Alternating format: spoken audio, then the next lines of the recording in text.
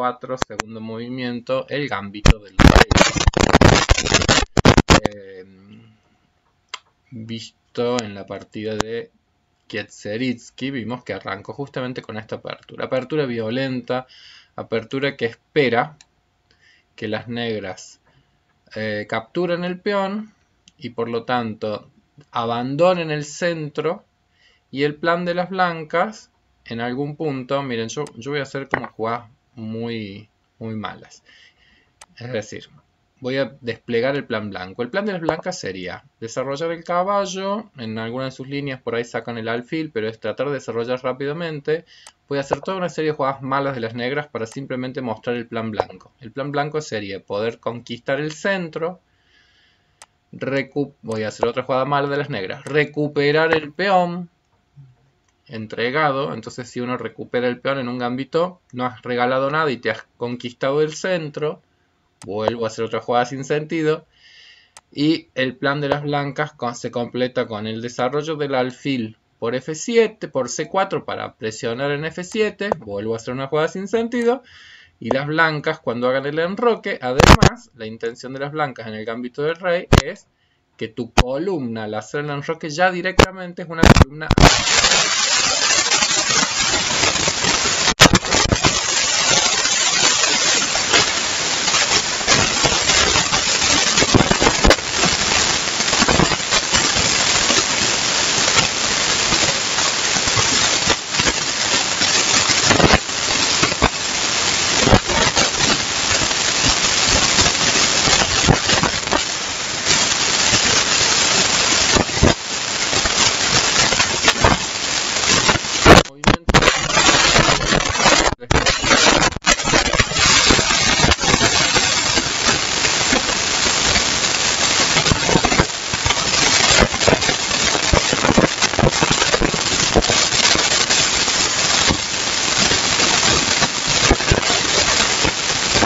saliese así de sencillo, si el otro no nos jugara. El ideal de las blancas es en 10 movimientos estar completamente desarrollado. Bueno, en el ajedrez no nos pasa que el otro no juegue. Estamos diciendo cuáles son las ideas, el espíritu del gambito del rey. ¿Sí? Estamos diciendo cuál es el espíritu del gambito del rey. Pero la verdad que era un espíritu muy interesante y un espíritu muy agresivo, ¿sí? Muchas partidas de hecho se planteaban así, entonces las negras buscaban defenderlo al peón, y hay maniobras, por ejemplo, como esta, en donde hay un gambito que se llama hasta el gambito de Mucio, en donde las blancas son capaces de regalarte un caballo con tal de ver si llegan rápido a este plan de ataque. Brutal, la verdad que son ideas interesantísimas, aunque después no funcionan, no sé si se completa, si no necesariamente funcionan, pero fueron fantásticas las invenciones de esa época. Bueno, vamos a ver esta partida. En esta partida, Andersen, que juega con negras, va a jugar algo que se llama un contra gambito. Ah, vos me regalaste un peón, mira, el que va a regalar el peón voy a ser yo. Entonces las negras juegan D5 en este segundo movimiento y ya le arman un problema o un conflicto en el centro. Es decir, vos venías a luchar por el centro, querías regalarme un peón para que vos quedarte con el centro. Bueno, ahora yo también te hago un regalo en el centro, te hago un sacrificio, pero al mismo tiempo las negras ya han abierto sus vías para los dos alfiles, por ejemplo, y el blanco solamente puede desarrollar uno. Comer este peón no es posible porque este jaque es tremendo. Este jaque es tremendo. O sea que las blancas en el gambito del rey, uno va viendo que el gambito del rey deja un peligro potencial grande, que es la entrada de la dama por este lugar. Entonces las blancas van al ataque, pero ir al ataque tan tempranamente en un partido conlleva sus riesgos y acá se nota. Entonces el blanco no puede comerse este peón. Entonces, ¿qué hacen las blancas habitualmente en este momento del partido? Comen el peón de D5. Pero este es un peón que van a ver que es un peón que ha quedado muy alejado del resto. Y ahora la idea central del gambito Falkberg, y que es la jugada que justamente hace Andersen, es E4. Y acá se nota que si bien el espíritu del gambito de rey era todo lo que yo les había dicho, ahora no vamos a poder hacer nada de eso. ¿A cambio de qué? A cambio de que las negras ahora tienen un peón de menos. Las negras tienen un peón de menos, pero han instalado un peón que molesta en el centro. Le han quitado la opción de que cuando hagan el enroque la torre quede en una columna abierta. Entonces todas las jugadas, todas las defensas siempre van tratando como de generar ideas que son las de frenar un poco esos anhelos de desarrollo, de expansión y de juego muy liberado y potente para todas las piezas. Un buen jugador sabe que no tiene que ayudar al adversario a que pueda hacer ese tipo de jugadas tan liberadoras. Bueno, esta partida en particular, las blancas ahora hacen una jugada muy tentadora en estas circunstancias, que es dar este jaque. ¿Por qué digo muy tentadora? Bueno, porque los jaques en general son tentadores y además porque acá no es tan fácil, pareciera ser, salvarse del jaque. Este peón pareciera que está molestando. Pero los maestros actuales yo creo que jugarían algo como esto, es decir, desplegarían el caballo y amenazarían el peón. Me parece que iría por otro camino actualmente el gambito de rey. Pero bueno, en esta partida vamos a ver, dieron este jaque y Andersen contesta C6, lo cual lo hace realmente un gambito. Es decir, porque ahora las blancas capturan y tienen efectivamente un peón de ventaja. Y las negras capturan. Las blancas ahora jugaron caballo C3, desarrollando el caballo. Las negras juegan caballo F6. Verán que en desarrollo estamos dos piezas, pero a estas dos piezas desarrolladas nosotros tendríamos que descontar un tiempo que va a ser el necesario para que el alfil se pueda desarrollar. Eso nos enseñaba ese maestro que yo les he comentado que teníamos en Córdoba, que se llamó Osvaldo Bazán. Osvaldo Bazán restaba al momento de calcular el desarrollo según las piezas que no tenían posibilidades todavía de movimiento y que por lo tanto van a requerir un tiempo para desarrollarse. Es decir, este alfil para desarrollarse va a requerir todavía un tiempo. Entonces las piezas desarrolladas de las blancas son 2, caballo y alfil, menos 1, 1. En cambio las piezas desarrolladas de las negras son 2. Y el otro componente que hay en esta situación es que el peón negro, está en el centro, muy bien instalado. Y eso está complicando un poquito las cosas. Bueno, en este momento del partido, Rosales juega dama E2. Y ataca caballo y dama juntos el peón de E4. Bueno, hasta acá uno podría hasta pensar que esta jugada es muy interesante. Pero probablemente yo creo que habría que hacer una jugada de este tipo. Es decir, hay que tratar de completar la libertad y la liberación de las piezas lo más rápidamente posible. No digo que sea una situación sencilla, porque acá las negras tienen mucha comodidad para seguir desplegando algunas de las piezas. Mucha comodidad. Yo creo que esta partida hay bastante compensación por ese peoncito que se ha entregado. Pero después de esto, el blanco ya se está embarcando en un proyecto que es sospechoso para el principio del ajedrez, que es seguir como ganando peones a costa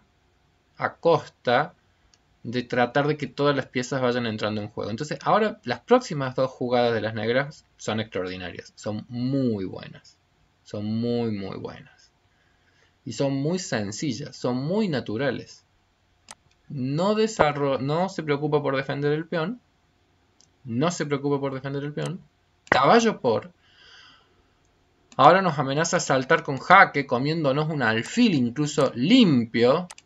Y resulta que el negro sorprende y no se preocupa por el alfil tampoco. Impresionante. ¿Por qué?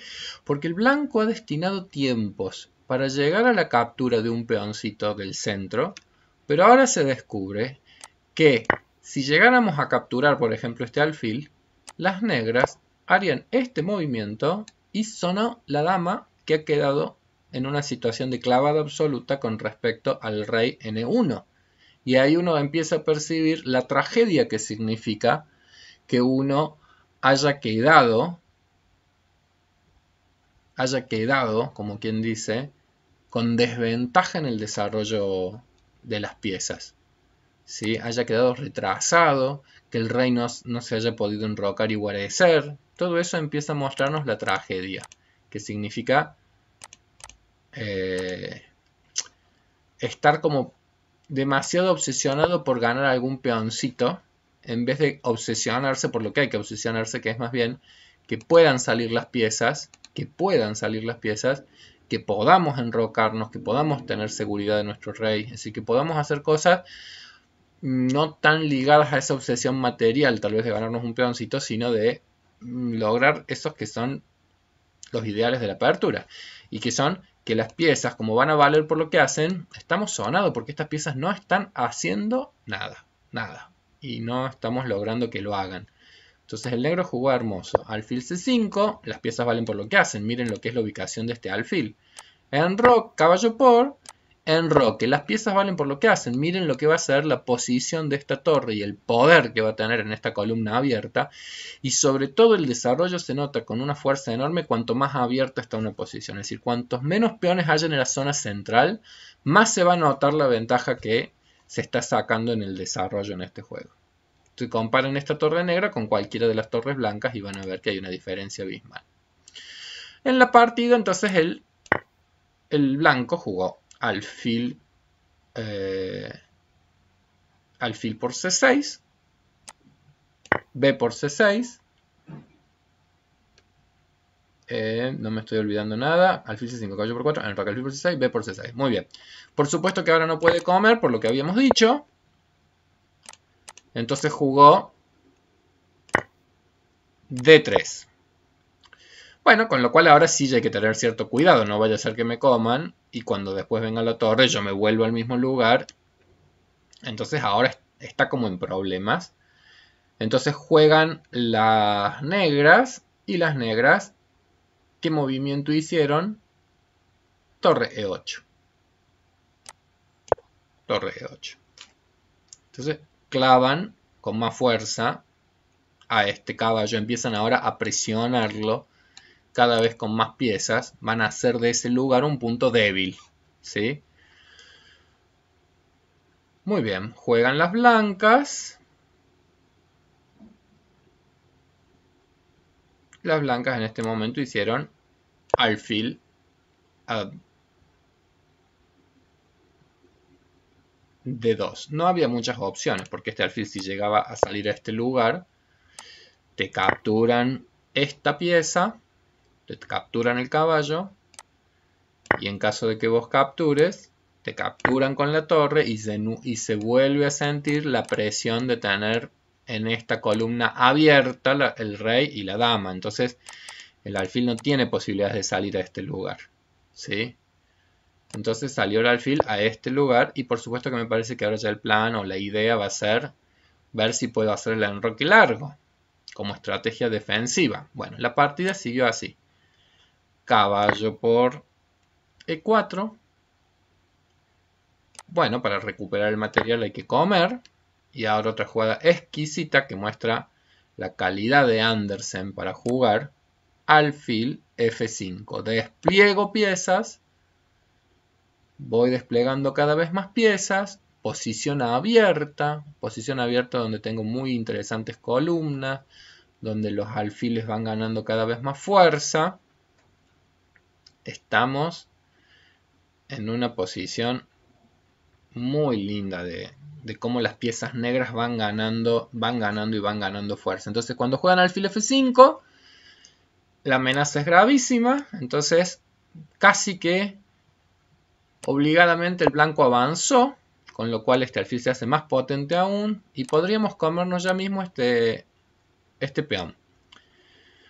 Pero miren, acá es cuando uno ve que los maestros, por algo son maestros, y si bien yo podría haber comido este peón, comer ese peón hubiera implicado que las blancas, por ejemplo, nos hacen así y nos atacarían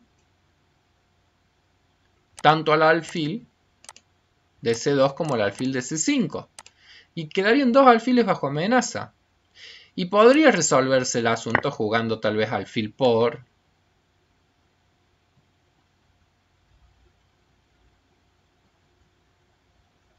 Pero en este punto, después de alfil por ejemplo, el blanco podría elegir comer este, no ese. Y bueno, obvio que las negras tendrían tiempo para salvarlo al alfil. Pero el blanco podría también completar y de repente ha completado su desarrollo el blanco. Ha logrado enrocarse. Entonces, fíjense qué dilema. Uno no tiene que entusiasmarse. Por ejemplo, acá el bando negro no tiene que entusiasmarse con esto de, me como un peón así nomás. ¿Sí? Me gano un peón. ¿Por qué? Porque en el ajedrez el ideal no es tanto ganarse un peón. Si hiciese eso el negro, fíjense que después de dama por, alfil por, dama por acá, me están permitiendo que yo con blancas logre el despliegue de las piezas, que es lo que el blanco está queriendo. Entonces acá las negras juegan excelente, porque las negras tienen en claro que como las piezas valen por lo que hacen las negras en este partido es extraordinario. Todas las piezas negras que han ido sumándose a la batalla y a la lucha han ganado en fuerza, han ganado en poder. Bueno, eso mismo lo va a hacer con las piezas que están faltando. Miren, próximo movimiento, dama b6, hermosa jugada. Ahora la dama se potencia muchísimo. Pasa al ataque del flanco de la dama, que es el lugar en donde pareciera ser que el blanco iba a buscar un resguardo. Ahora combinados, punto de ataque y punto de coincidencia de piezas, estamos atacando con dos piezas y estamos amenazando ganarnos un caballo, ni más ni menos, ni más ni menos. Así que acá vemos cómo se van potenciando las piezas. El blanco eligió hacer el enroque largo. No tiene tantas opciones porque estaba ante una doble amenaza. Estaba amenazado de perder el caballo y si el caballo lo llegaba a mover, el negro ahora sí capturaba a este peón, a este y no a este, porque acá tengo mucha iniciativa. Te estoy amenazando ganar una torre con jaque. El rey ya no va a poder guarecerse ni por el flanco de la dama ni por el flanco del rey, porque no puede hacer el jaque por acá. Realmente está en serios problemas. En algún momento el negro ya puede venir con el peoncito. En algún momento puede ser que llegue el peoncito a venir a destruir esta estructura, y cuando eso pase se va a poner difícil que esté un rey acá en el centro si yo logro que estas columnas empiecen a abrirse. Bueno, está muy difícil esta situación, por eso es que el blanco hizo, yo creo que casi obligadamente, el enroque.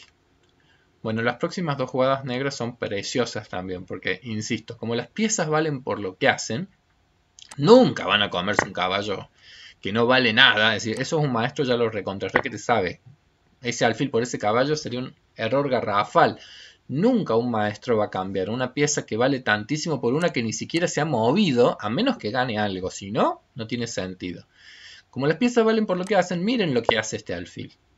Se ubica y logra mayor presión todavía y mayor ataque sobre ese punto. Alfil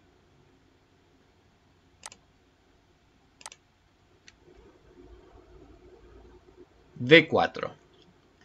Acá lo que está buscando justamente el bando negro es que vos empieces a generar debilidades en tu defensa. Mientras la estructura de peones está en su lugar, eso es como lo más protegido que puede llegar a tener un rey. Es decir, una estructura de peones como más en su posición de origen, es más sólida, es más consistente, aguanta mejor los embates que en cuanto algún peón se empieza a mover. Fíjense, vamos a ver el ejemplo.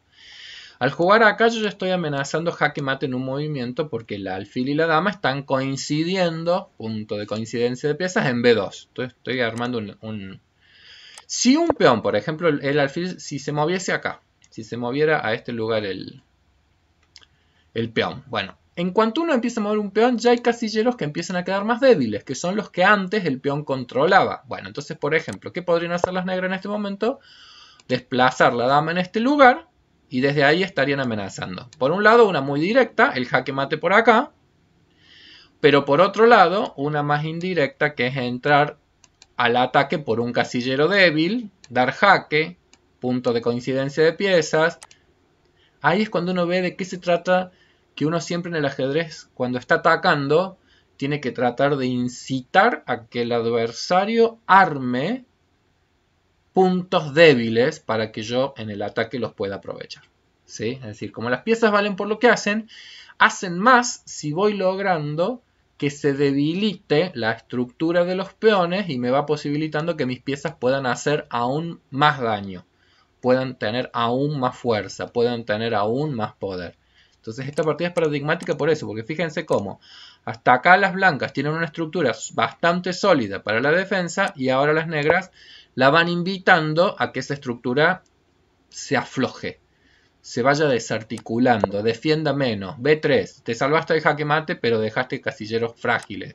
La dama ya se ubica por acá. La amenaza es maten una, jaque mate acá. O la amenaza es maten dos, jaque, rey se mueve, la dama se pone en este lugar, defendido con el alfil, jaque mate. Esas son todas las amenazas que está teniendo el negro y que serían de difícil defensa. Imagínense que el alfil decidiese escapar, definiese venir acá, por ejemplo, para tratar de darle márgenes de escape a este rey.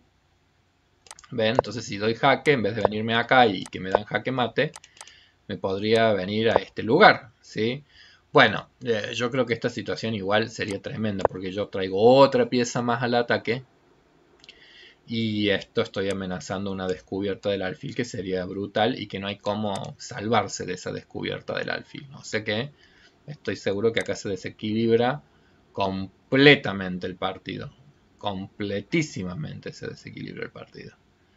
Bueno, entonces en este momento del partido, cuando el alfil se puso en este lugar, hay que defender el jaque mate. Entonces la movida que hizo fue C3. ¿Podría haber hecho alfil acá? Sí, pero lamentablemente es como tener el reaseguro de que esta estructura ya no te frena. Entonces las piezas valen por lo que hacen, se combinan y es tremendo porque el ingreso de estas piezas, como muy mínimo, van a ganar algún tipo de material, como muy mínimo. Y como máximo, estoy casi seguro que van a ganar la partida. Bueno, entonces, en este momento del partido, ¿qué hizo el blanco? Hizo C3. Jugada que es la más sólida, en definitiva, para frenar la fuerza de esas piezas, pero que de nuevo va aflojando la estructura de peones y ahora un alfil que antes no tenía tanto poder mientras el peón estaba en C2, perdón, mientras el peón estaba en C2, este alfil tantísima injerencia no tenía. Cuando el negro juega acá, el blanco se logra defender, pero a costa de que ahora el alfil... Bueno, me atacan el alfil. Por supuesto que mi razonamiento no puede ser tan sencillo como decir, ¡ay, me atacan el alfil, voy a salvarlo! Y menos todavía, ¡uy, me voy a comer el caballo! Las piezas valen por lo que hacen. Entonces Andersen, la única pieza que estaba todavía sin jugar. Hermosas estas partidas. Para mi gusto, gran jugador Andersen al ir descubriendo estos modos de plantear los partidos. Modos excepcionalmente buenos de cómo plantear un partido. La claridad que ya tenía un jugador en el 1862, imagínense. A mí me encantan las partidas antiguas porque los jugadores eran antiguos y el ajedrez ha cambiado o ha evolucionado en muchos aspectos, pero hay conceptos que son centrales que estos maestros los iban entendiendo sin ayuda, como quien dice. Hoy a estudiar ajedrez es mucho más fácil. En cambio los maestros clásicos, que me gusta a mí estudiarlos, ellos se las tuvieron que pensar a todas. No había libros como ahora, no había libros escritos. Ellos escribían la historia del ajedrez, eso es lo que me gusta mucho de los maestros. Ellos tenían que escribir el ajedrez, lo estaban escribiendo con sus partidas. Entonces en este momento Andersen juega torre B8 amenazando jaque mate. Entonces nuevamente, casi que única jugada posible para poder defender en el casillero B2 es mover el peón un pasito más, pero ya sabemos, cada vez que se van moviendo las estructuras, más se van fragilizando, más se van debilitando. Si hubiera hecho una jugada como esta, para que sea la dama la que trate de pasar a la defensa, por ejemplo, una jugada que inmediatamente te gana el partido es el jaque con el alfil. Inmediatamente te gana, porque ahora, si vos volvés a cubrir, el jaque con la torre o con el alfil, inmediatamente dejaste de defender el peón de B2 y te dan jaque mate. Aún si lo cubrieras con la torre, porque esa torre está en situación de clavada absoluta. Entonces te comen igual acá. No es jaque mate, porque el rey tiene un escape. No es jaque mate en 1, es jaque mate en 2. Jaque mate. Entonces, en esta partida, digo, prácticamente la única forma de jugar es esta. Bueno, acá yo creo que ya hay más de una forma de ganar. Punto que se debilita, entonces yo creo que una forma de ganar muy sencilla hubiera sido este movimiento. Yo creo que ese movimiento es tremendamente molesto porque te van a amenazar ni más ni menos que entrar por este lugar y es jaque mate. Por otro lado también estás amenazando algo tan peligroso, perdón, como comerte a este peón. O sea que esa jugada es ganadora. Andersen hace otra. Torre acá. Torre de 8. Porque ha visto algo que para los ajedrecistas de esa época realmente era el gran deleite del ajedrez. Comer este alfil implica acabarse la fosa. Me come el alfil, como con dama y tengo todas mis piezas apuntando a tu rey. No va a haber forma de que te salves del dama A1 jaque mate. No va a haber forma, o sea que no parece interesante comerse este. Pero lo interesantísimo de esta partida es el remate, porque obviamente que ahora el blanco saca el caballo, desarrolla el caballo y está amenazando al alfil y da la sensación entonces de que finalmente ha logrado que las piezas blancas van a lograr coordinarse. Por eso les decía que acá Rosanés cuando jugó torre a D8 tenía una idea en mente, una idea brillante, un ataque revolucionario. Sacrificio de la dama, sacrificio de la reina en B3. Obviamente que está ahí amenazando mate ya por el alfil y la dama ahí, entonces uno está obligado a ganar, a comer esa reina y ahora se nota la tragedia de lo que es una coordinación tan perfecta de las piezas negras. Estoy amenazando darte jaque mate con mi torre en B1 y no hay forma, no hay manera de impedir esto. La única jugada posible, es decir, si yo pusiera la dama o cosas por el estilo, solo se retrasa esa maniobra. La única jugada posible sería tratar de buscar un escape para el rey. Y ahí se notaría la brillante idea que tuvo Andersen de por qué ubicó la torre en este lugar. Andersen, que así fue la partida, ¿no? Regala el alfil, jaque, tiene que ser aceptado o puede ser cubierto el jaque. Yo creo que en la partida abandonó en este momento. Puede ser aceptado o puede ser cubierto, pero hagan lo que hagan, la amenaza es el jaque mate. Hasta cubriendo con caballo. Este caballo está en posición de clavada absoluta. Sería hermosa esa posición, perdón. Sería hermoso llegar a esta posición. Y esta posición es jaque mate. Hagan lo que hagan, nos comen el alfil, cubran o lo que sea. La combinación de la torre y el alfil por acá nos da el jaque mate. Una de las partidas más bonitas para mí de Andersen, una de las partidas más lindas de estos maestros antiguos, 1862, no tenían libros en esa época, no había internet, no había bases de datos, no había libros con teoría ajedrecística, nadie te explicaba que había lo que era una debilidad. Bueno, todo eso lo estaban construyendo ellos. Todo eso lo estaban pensando estos primeros campeones y estos primeros maestros. Así que yo creo que son muy loables. ¿Por qué comento esto? Porque por ahí me preguntan, bueno, ¿y por qué no vemos partidas de Carlsen? ¿Por qué no vemos? Se pueden ver, claro que se pueden ver. Claro que se tienen que ver las partidas de los maestros actuales. Pero lo tienen más fácil los maestros actuales para estudiar ajedrez. Entonces yo respeto mucho, admiro mucho a estos maestros clásicos, los que pensaron todos por sí mismos. Y eso para mí es muy importante para todos los ajedrecistas que quieren mejorar en su juego. Uno tiene que, cada partida también poner una dosis de pensamiento personal y de ir sacando síntesis muy personales de lo que es el ajedrez. Uno tiene que ir haciendo también sus propias síntesis. Uno tiene que poder ir haciendo sus propias explicaciones de lo que es el ajedrez, sus propias definiciones y sus propios modos de ir entendiendo muy personalmente este juego. Bueno, estimados ajedrecistas, espero que les haya gustado esta partida. A mí me parece realmente preciosa, inspiradora. Les mando un abrazo.